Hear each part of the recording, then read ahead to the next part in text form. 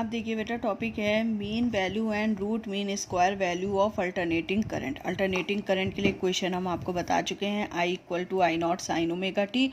अब इसकी हमें मीन वैल्यू निकालनी है, इस अल्टरनेटिंग करंट की मीन वैल्यू और रूट मीन स्क्वायर वैल्यू निकालनी है। रूट मीन स्क्वायर वैल्यू को हम RMS बोलेंगे। R means root, M mean mean और स्क्वायर मीन्स S। तो IRMS, ठीक, IRMS का मतलब है करंट की root mean square value. Okay, अब मीन, सबसे पहले हम मीन वैल्यू निकालते हैं।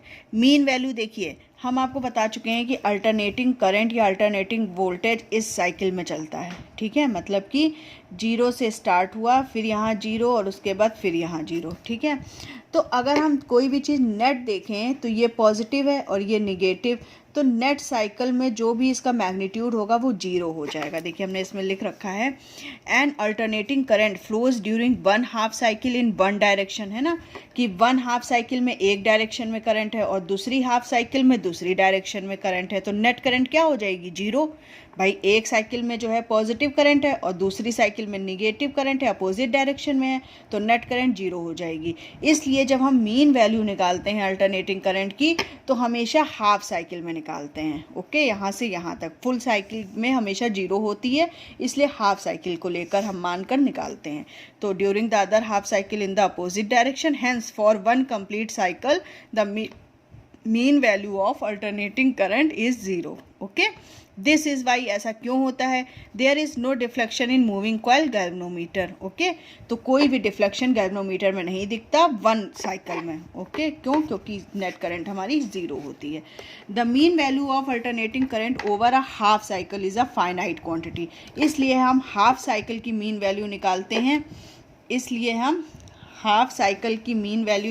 हैं, ठीक है, क्योंकि ये हमारी क्या होती है? डेफिनेट क्वांटिटी होती है यहाँ से यहाँ तक की। Okay, and it is this quantity which is defined as the mean value of alternating current. और इसी क्वांटिटी को हम क्या कर सकते हैं? Mean value of alternating current से डिफाइन कर सकते हैं, ठीक है।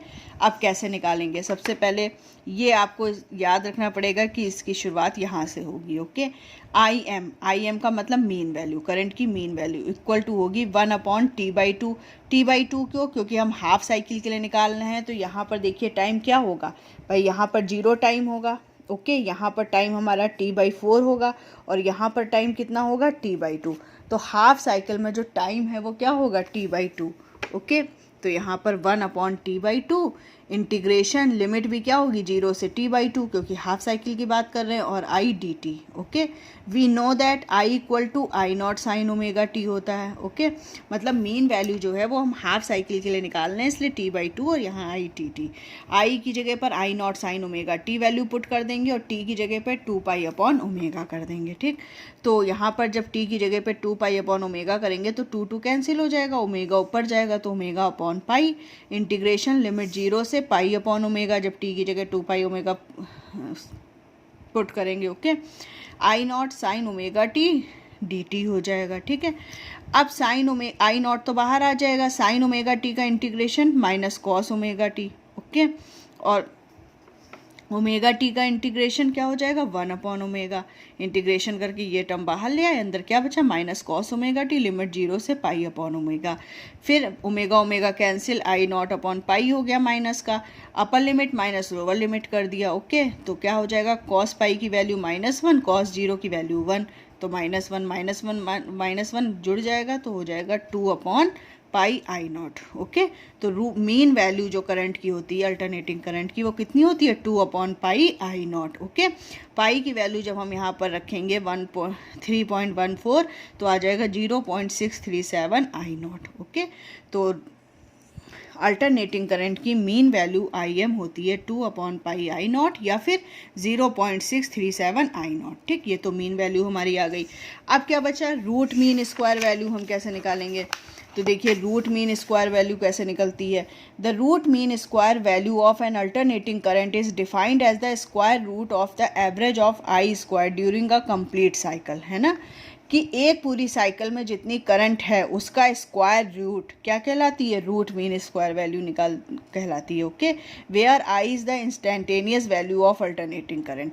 आई क्या है यहाँ पर? Instantaneous value. देखो एक बात फिर से समझिएगा कि यहाँ से यहाँ तक की नेट करंट तो हमने कहा जीरो होती है, क्योंकि हाफ अपोजिट और हाफ वन डायरेक्शन में, ठीक। तो ये नेट करंट जीरो हो गई।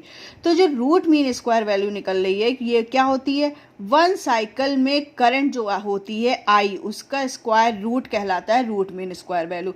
तो ये जो आई करंट होती है ये इंस्टेंटेनियस करंट होती है, मतलब कि टी टाइम पर कितनी करंट थी, समझे। नेट करंट की बात नहीं कर रहे हैं, पर्टिकुलर टी टाइम पर कितनी करंट थी, इंस्टेंटेनियस करंट की हम बात कर रहे हैं, ठीक है। मान लीजिए 10वें सेकंड में कितनी करंट थी, 12वें सेकंड में कितनी करंट थी, तो ये इंस्टेंटेनियस करंट की हम बात कर रहे हैं, पूरी नेट करंट की बात नहीं कर रहे हैं। तो इंस्टेंटेनियस करंट की जो रूट स्क्वायर रूट होता है वो कहलाता है root mean square value of alternating current. Okay, अब इसको कैसे निकालेंगे हम, इसको हम आई स्क्वायर से दिखाएंगे। आई स्क्वायर इक्वल टू 1/t, क्योंकि पूरे साइकिल की बात करते हैं। इंटीग्रेशन 0 से t लिमिट आई स्क्वायर dt होता है। ओके, आई स्क्वायर की जगह पर आई नॉट साइन ओमेगा टी रखेंगे, t की जगह पे 2π/ओमेगा रख देंगे। वैल्यू पुट करी, इंटीग्रेशन कर दिया। ओके, इंटीग्रेशन करने के बाद limit upper limit minus lower limit कर दी।